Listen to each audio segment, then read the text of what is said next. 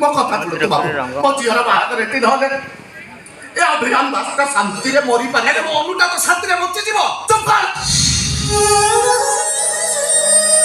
ଭଲ କାମରେ ମୋ ସାଙ୍ଗରେ ଆସିଲୁ ଏତେ କଟା ସାଥି ନାଇଁ ନ ବାବା ଆଜି ତୁ ବୁଝୁଛୁ ସେଥିରେ ତତେ ଘରେ କାକା କେତେ ବଡ ଭୁଲ କରିବା କଥା ଟିକେ ବାସ୍ତବ ପୁଅ ନୁହଁ ଗୋଟେ କାଳ ସର୍ପ ଆଜି ତୁ ମତେ କହୁଛୁ ନା ହଁ କହୁଛୁ ମତେ ଗାଳି ଦଉଛୁ ନା ଘୃଣା କରୁଛୁ ନା ହେଲେ ବାହାର ସମୟ ଆସିବ ତୁ ଦେଖିବୁ ତୋ ଝିଅର ବାହାଘର ଏଠି ହେଲେ ପ୍ରତିଦିନ ପ୍ରତି ମୁହୂର୍ତ୍ତରେ ଏ ସାପ ମାନଙ୍କ ବିଷ ଜ୍ୱାଳା ତାକୁ କେମିତି ସହିବାକୁ ପଡିବ। ଆଉ ଅନୁର ବାହାଘର ଏଠି ନହେଲେ ଅନୁଟା ହତ୍ୟା କରିଦବ। ଯାହାକୁ ମା ବୋଲି ଡାକୁଛୁ ସେ ବିଷ ଖାଇଦବ।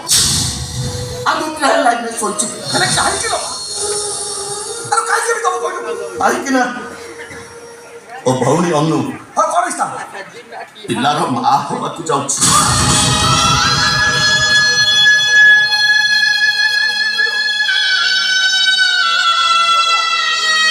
ये बाहा बहुत